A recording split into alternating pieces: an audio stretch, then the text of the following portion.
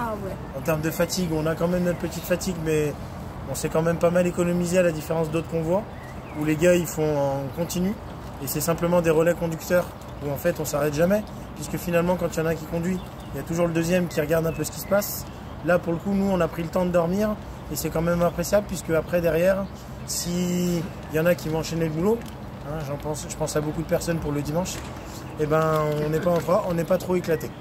Donc pour aujourd'hui, prochaine étape, donc on a là c'est bien évidemment, on va déposer tous nos réfugiés, tous nos hôtes, et donc on va commencer normalement. Donc il y a les différentes villes, il y a l'équipe de Bruno qui part plein en direction de Paris.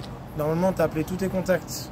Alors oui, il faut que je fasse un petit point avec Julie voilà. sur un contact porte de Versailles. D'accord. Parce que c'est un centre de réfugiés d'ailleurs que je connaissais pas, donc ça il faut que je vois exactement où c'est.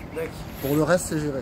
Ok, bon, le centre des réfugiés, c'est, on va dire, normalement la chose la plus facile, puisqu'il ne bouge pas, et c'est toi qui vas. C'est juste que pas de problème. Ouais, ok, d'accord. Donc ça, c'est bon. Donc Bruno, ton équipe, normalement, c'est clean. Ouais. Ensuite, la deuxième équipe qui partira carrément à l'extrémité, c'est l'équipe de Béziers-Montpellier. Donc Béziers-Montpellier avec Daniel et Georges. Donc ça, c'est pareil. Il y a Nico qui est censé être le bon contact. Je lui ai demandé quand même hier de venir les récupérer. Enfin, de venir au rendez-vous de l'arrivée. C'est trop facile de dire super, faites le travail et puis je récupère derrière. Donc au moins il vient. Ensuite, pour tous les autres, donc on doit s'arrêter vers Besançon. Il y a une ville qui s'appelle la Chapelle vers Chalon. Normalement il y a des trains à Lyon où là c'est nous qui allons nous en occuper. Et normalement on a fait le tour, il reste plus grand chose.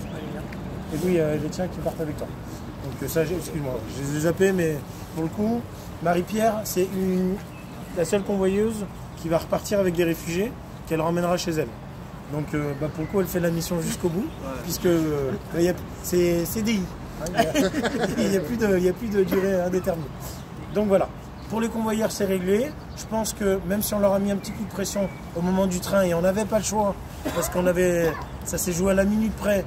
Pour les autres, je pense que ça a été relativement bien. Vous avez eu des nouvelles si elles sont arrivées? Non, pas encore. Il faudra qu'on en prenne. Et là, pour les gamins, on voit qu'ils sont bien, puisque hier, ils étaient en train de danser ici et jouer. Un gamin qui danse et qui joue, généralement, c'est qu'il a plutôt voilà, dans un esprit, on va dire, confiant. Tout à fait. Donc, merci déjà à tous pour cette mission. On va enchaîner tout de suite derrière sur le débriefing, sauf s'il y a des questions pour la journée. La bouffe, vu qu'il en reste pas mal. Ceux qui partent, les équipes qui partiront, on va faire des sacs et vous repartez avec les différents sacs pour la route. Voilà, c'est tout. J'ai rien d'autre à dire pour aujourd'hui. Les pleins sont faits de tous les véhicules, on est tranquille.